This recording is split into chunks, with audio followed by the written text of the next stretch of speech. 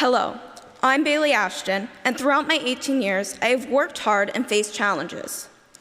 But I have never let that stop me from becoming the person I am today.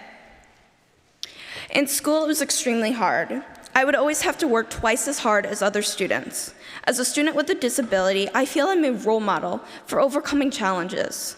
Every day, I push myself a little bit more out of my comfort zone and share my ideas with others. As well as myself, that nothing can stop me. I'm graduating with honors and an advanced degree. I'm going to college to be a vet tech. Thanks to my parents that have supported me through my journey and have always told me never to let anything stop me. I work hard every day to showcase not only strong academic skills, but also good character. I push myself every day to be better than I was the day before. I have learned that I can make a difference. With my own experience and overcoming challenges have given me the empathy and understanding to help others. Through my faith, my family, and my friends, I feel I am on a path to success. I wish for all those that feel they are different and might not be able to succeed, that they will have the support system like me, because anything is possible if you put your mind to it. You will have many defeats in life, but never let yourself be defeated.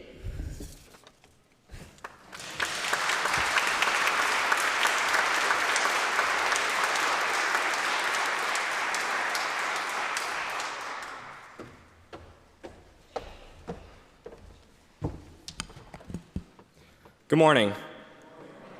My name is Charlie Bohr. It seems surreal that I'm standing here before you all, delivering my senior sermon.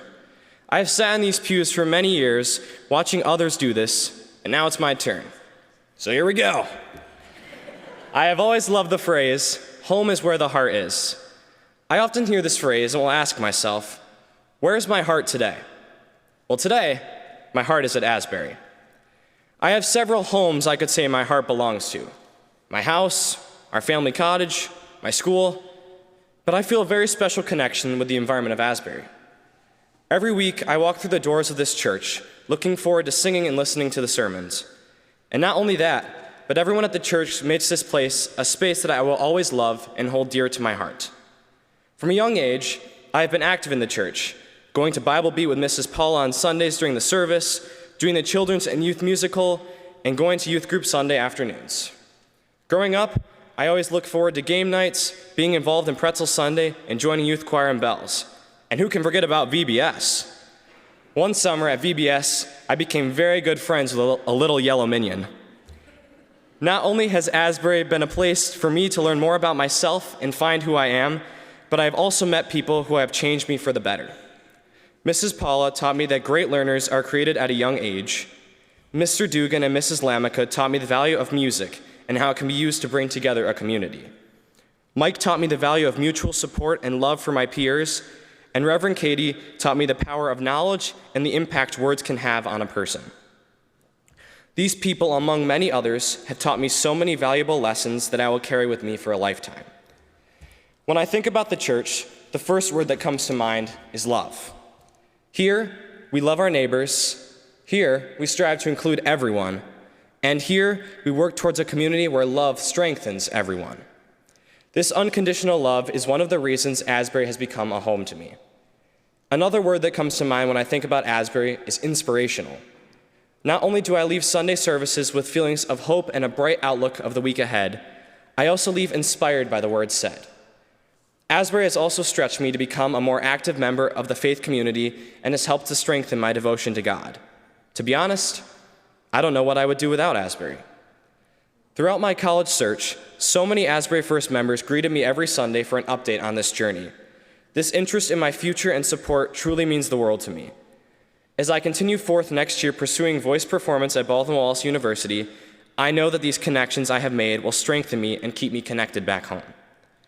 To close, I would like to return back to my original idea of home is where the heart is. Going away next year to college, I will learn to adapt in a new environment and a new home.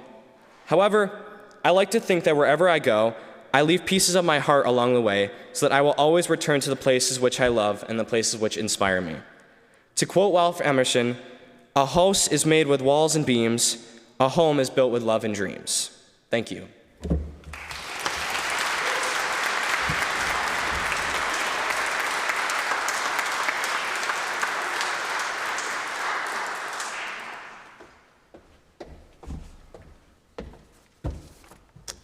Good morning. My name is Claire Clark. I'm a senior at Brighton High School. Wow, I can't believe it's my turn to give a senior sermon. I've watched a lot of these from the pews in this church, and for some reason, I thought I had a lot more time than I actually did. When I was beginning to think about what I'm going to write, I'm going to be candid, I was definitely a little stumped to say the least. So here's what happened. I sat for a few minutes, brainstormed, scratched it, brainstormed some more, scratched it. I may have repeated this process more times than I'm willing to admit. How do you sum up 18 years in one speech? Well, we are going to find out together. For many years, one of my favorite nights of the whole year is the Christmas service at 7 p.m. I can't stay up till midnight, I have to be in my bed by then, but as my family and I walk into the 7 p.m. Christmas Eve service, I can't help but be flooded with nostalgia. I know exactly when each hymn will be sung, who I can expect to see, and it's a comforting feeling to be surrounded by a sense of familiarness that is the Christmas service. You see the college kids home on winter break, a family friend who you keep on saying you're going to find some time to catch up with, and you're reunited with family members. Or maybe you're just hungry for some dessert. All as well as you head in for the service. However, when COVID happened, I was disconnected from that familiarness of the church community. Sure, we were all still there, on screens, but I couldn't help but feel like I was somewhat estranged from the church. For a while, we would stream the online services, but as the pandemic dragged on, it was harder and harder to feel connected. Youth group meetings were a bit different, and the community to which I was connected began to blur out of focus. It felt like I was in the dark. During the Christmas Eve service, at the very end, we sang Silent Night, and the church is lit up with nothing but stunning candlelight. You're surrounded by people, you can see someone on either side of you, but the rest are in the darkness. Instead of seeing them, you can feel the community around you. And as a community, you collectively enjoy the serenity that is the end of the Christmas service. Everyone sings together. As with many things, this is a rare feeling. These days, there's lots of reason to question community, what it means to us as individuals, and all the division that causes chasms between us and our community members. Sometimes even your school community can feel a little lost at times. The church taught me that community is around you, even if you can't see them. Church taught me that finding common ground is easier than you think, but doesn't happen if you don't have an open mind. Church taught me about grace. Grace is way harder than it sounds. I mean, sure, we can give some grace here and there, but what I've found is it's truly difficult to master when it really matters. In my life, as I'm on the precipice of adulthood, or at least what feels like the precipice of adulthood, I know that I would certainly like to be afforded a little grace. I know at times I'll make mistakes or I'll get completely and totally lost, who doesn't? And perhaps my view of the community will come a little out of focus. Community will give me the grace again, and I will remember the Christmas Eve service, with all the people who you meant to catch up with earlier in the year, a friend who you might want to make amends with. You might be in the dark, but not alone, surrounded by a community I can feel in my roots.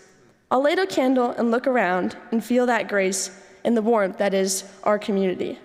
Silent night, holy night, Son of God, love's pure light. Radiant beams from thy holy face with the dawn of redeeming grace.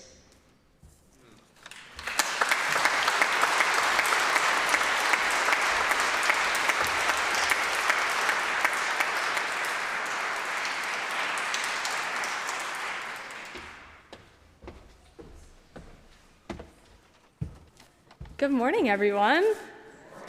I'm Emily Clark, and I'm a senior at Brighton High School. So it turns out Googling the word church does not help you write a senior sermon. And in fact, even Googling tips for writing a sermon was perhaps the least helpful thing I could do. Because the first tip that came up was read the Bible. And, I'm just stuck on a really good chapter, so don't worry, I'll finish it. And the second tip was be a present and active member of your church community, to which I thought, wow, I'm going to have a really hard time writing this sermon. Because the truth is, I lost touch with my relationship with the church during the pandemic. Like most in the beginning, I tuned in, watched on the live stream. But as we returned to our new normal, I lost contact with the church. A once active member, I no longer sang in the choir, joined youth group, and even barely came in person to church. To be honest, I wasn't even sure if I would give a senior sermon. However, as I sat down to write this, I learned some valuable lessons. Because growing up in this church shaped so much of who I am today. This place has made me kind. It has taught me forgiveness and the importance of an open heart and mind. I am leaving this place better than when I started, and for that, I thank the congregation. Because this is a family that has supported me through a lot. This family supports me regardless if I'm happy or sad, whether I succeed or stumble, or if I'm here in person or not. This community has taught me so many lessons that I will take with me as I move on to my next stages of life. In fact, one year when I was in middle school, I was forced to volunteer at the Dining and Caring Center for a Thanksgiving meal. With a lot of complaining and near rioting, I astonishingly made it into my mom's minivan. As we drove, I remember thinking this was the stupidest thing ever. I was on break and probably wanted to relax, watch TV. As I walked into the Dining and Caring Center, volunteers ran around. I took a seat right at the entrance. My job was signing people in. With more eye-rolling, I decided that the least I could do was be friendly to the people coming to receive a warm meal. And after all, my job was simple. Just ask people to sign in. As guests started to arrive, I really thought I had lucked out. But as an older gentleman walked in, things started to change. I said, "Happy Thanksgiving. Please sign your name here." But he just stared at me. Wondering what was happening and getting scared, I looked away. The gentleman leaned in close enough to whisper, and he said, "I can't write my name. Would you please sign me in?" I remember just blinking, stunned. Unfortunately, this man wasn't the only one who couldn't write his name. The simple thanks and the smile I could put on someone's face for writing a couple letters was incredible. That situation taught me grace. We need to lead with an open heart because we never know what people are going through. We make snapshot judgments and instead think of how better the world would be with a little more kindness. This church has provided me a platform to take and to give.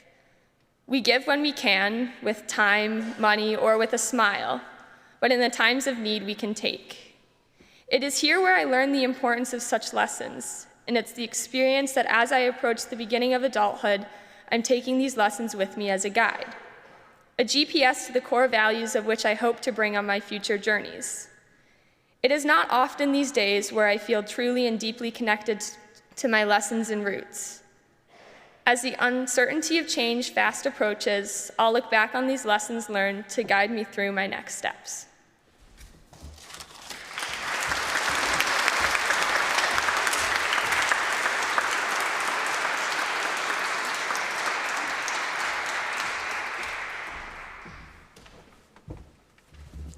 Hi, my name is Emma Giordano, and I'm a senior at Pittsford Mendon High School.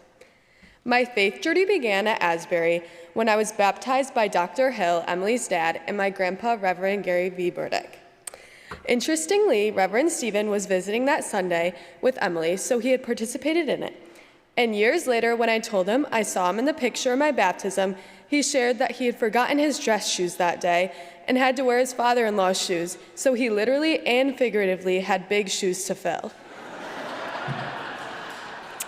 My journey continued throughout my childhood, since my mom had my sister, brother, and I come to church every Sunday, and I mean every Sunday. So Sunday school, the Christmas pageant, and VBS with my mom and Miss Paula. I think I hold the record for the most years as an angel in the Christmas pageant. However, church became something I wanted to do the year my mom was Miss Paula's children's ministry assistant. I would come to church with my mom before the 8:30 service, and I got to be the only kid in the pastor's study to pray with all of the ministers. I loved being with Reverend Susan, Reverend Hardgrave, Mike, and Reverend Stephen. I would stay all morning and do the 8:30 service, Sunday school, and the 11 o'clock service. Even though there are so many activities I participated in over the years that helped me grow, both personally and spiritually, my favorite was the mission trips. I went to New York City and Toronto as a middle schooler, and I went to Washington, D.C. and Kentucky in high school. I especially loved our trip to Kentucky last year. I was in a work group with Mike, Ellie Katie, Scott Karpovich, and Katie Schumacher, and even though we worked so hard to make a concrete walkway for a girl in a wheelchair and to put siding on an elderly woman's house, we had so much fun together. I grew so close with all of their youth group members, as well as other youth groups that were a part of the Appalachia Service Project. So not to disappoint Julie Flynn, I can't leave out the story of how Emma and I would sleep through all of the alarms and loud music in the morning that they blasted to wake us up. Although I made so many great memories on the mission trips, what I will remember most about growing up in Asbury is all the love I felt from everyone here. I always felt loved and special, and that wasn't the case for me at school. My family has so many close friendships with families from the church that have been like second families to me. During the pandemic shutdown, the only people that I saw were my church friends, either on a walk or a Zoom or a campfire or a drive-by birthday party. Without our church family, I don't know how I would have gotten through the pandemic, and through the ups and downs of life, I learned my church family will always be there. When I leave for the University of Delaware this fall, I know that I am not alone. I carry with me all of the memories and love of Asbury, as well as my faith. I know what I have learned at Asbury has influenced me in what I want to do in my life. I plan to major in marketing with a hope that I can work in either the public or private sector to influence our government and businesses to do more good in this world, and to influence consumers to make good choices that benefit all people, communities, and the environment. Thank you to all of you, especially my family, who have been a big part of my faith journey. As I start this new chapter in my life, I know that I will always have a place here at Asbury, and I'm forever grateful.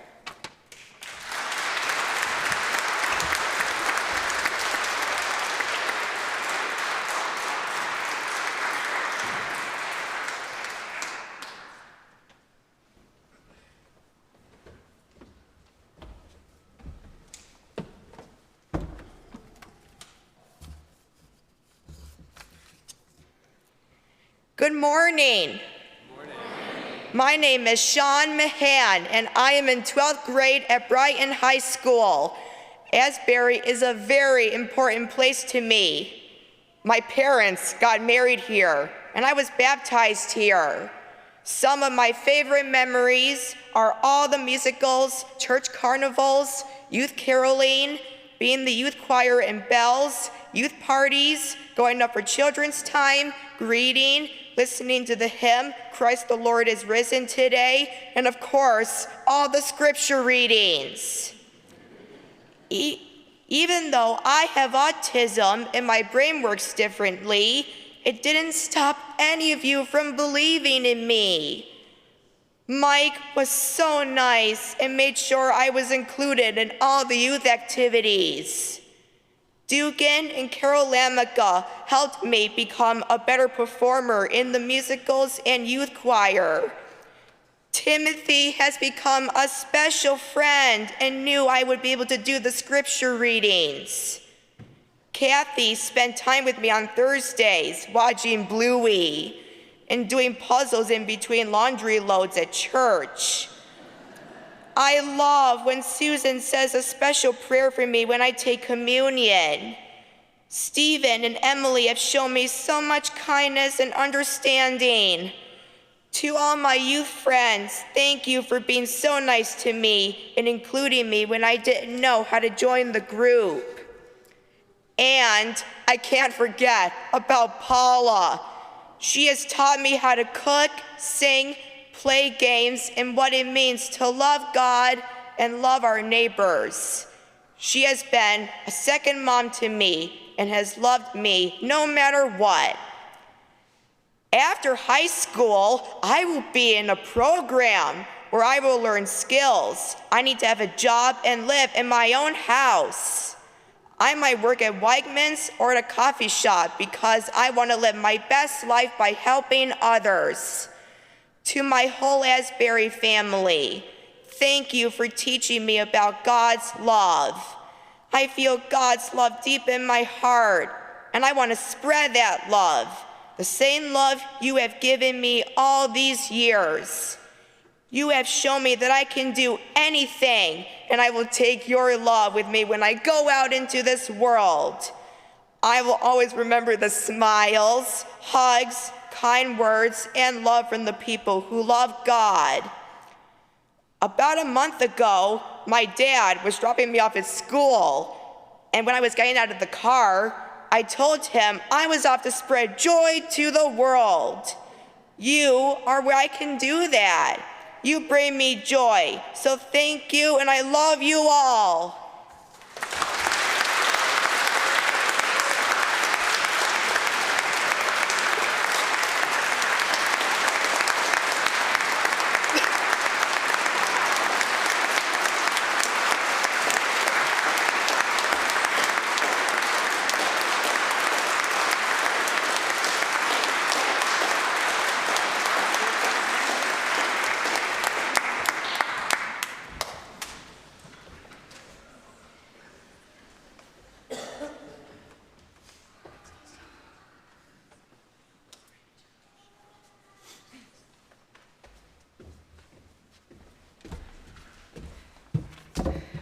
I don't know how I'm supposed to follow after that part.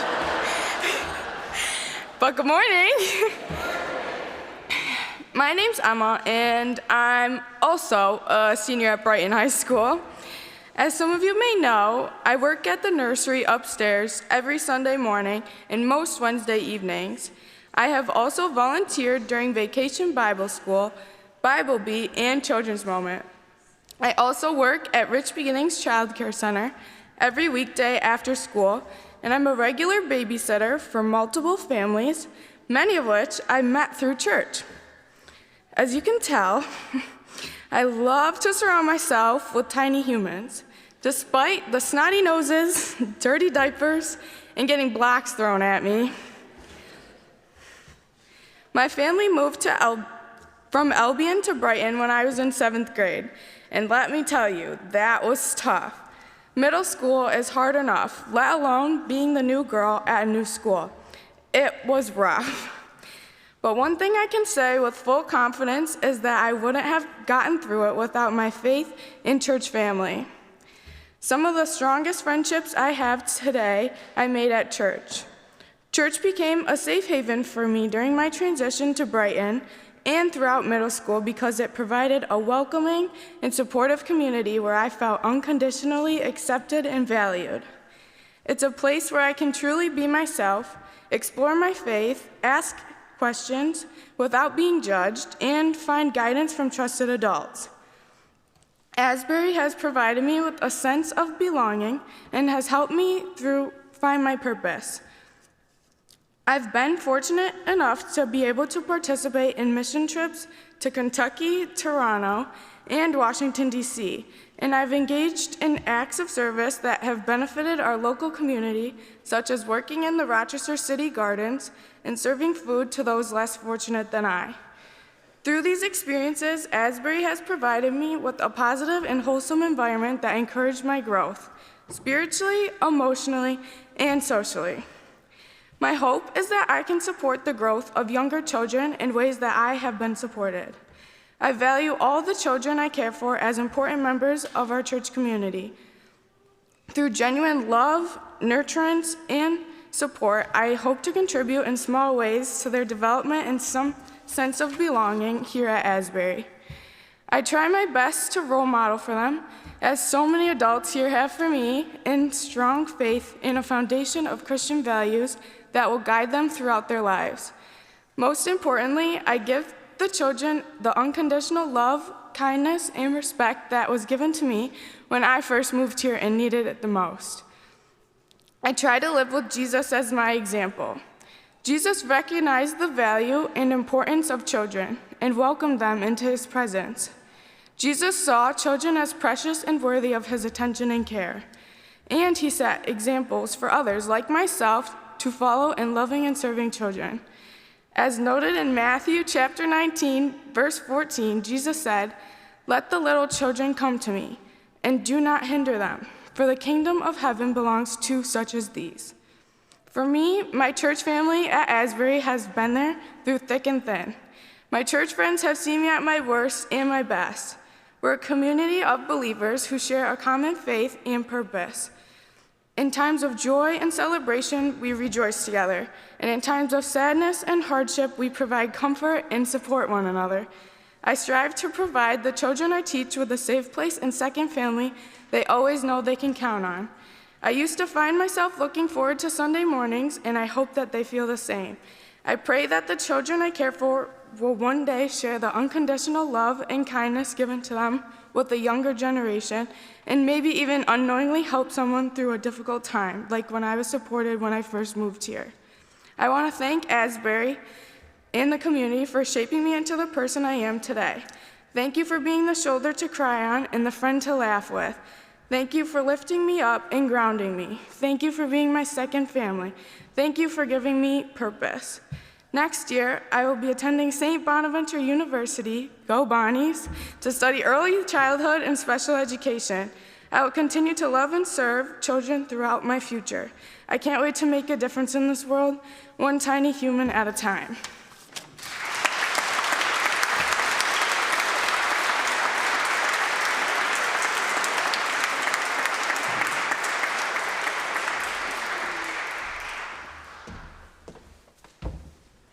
This is slightly intimidating.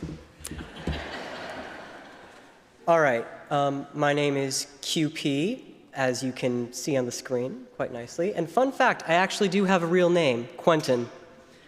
I mean, yeah. All right, the story of my faith begins on Christmas Eve, 1989. Yes, I know, I look really well for being over 40. Back then, the bell choir would sit up in the balcony, meaning that parishioners could clearly see the little nuances of how it worked, or in this case, how it didn't. That night, the bells were noticeably off-tempo. As the performance went on, the director got more and more frustrating, motioning more and more furiously until it looked like he was attacking the air. Meanwhile, two teenagers sat directly behind him, trying their best not to laugh.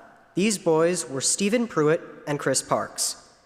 Stephen was a regular at the church, attending youth group diligently.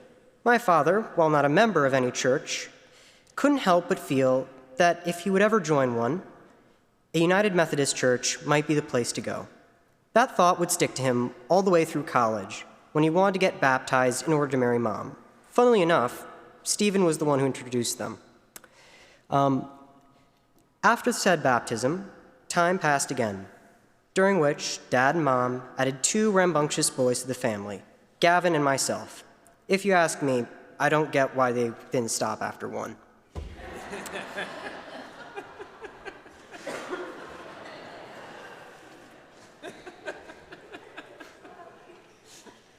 As I got into my teens, my parents looked back and remembered what Stephen had told them about Asbury's youth group, and decided that it would be a good idea that I at least tried it out. I was originally reluctant, thinking it would be a rather stingy affair, but they promised that if I didn't like it for the first time, I wouldn't have to go back again. About a half an hour later, I was being pushed into a wall of toilet paper on an office swivel chair. I remember distinctly thinking to myself, you know, I don't think this place is going to be that bad. Needless to say, the church, and especially the youth group, have played a massive role in my life, providing me a space where I can meet with people who are genuinely seeking to connect on a deep level and lend a hand when you need it most. And to be honest, I think that's what it's all about. I mean, from all the little mundane moments we spend with each other, from the toilet paper to the, less than superb bell choir, to that time a bird flew into the windshield of our van on our first day on our mission trip. Sorry, bird. It's all about that. Jesus said, "For when there are two or three gathered together in my name, I am there among them." Look to your left. Look to your right. Cha-cha real smooth. But seriously, look at each other. Look each other in the face, and what you will see is the face of God. I think that's about it.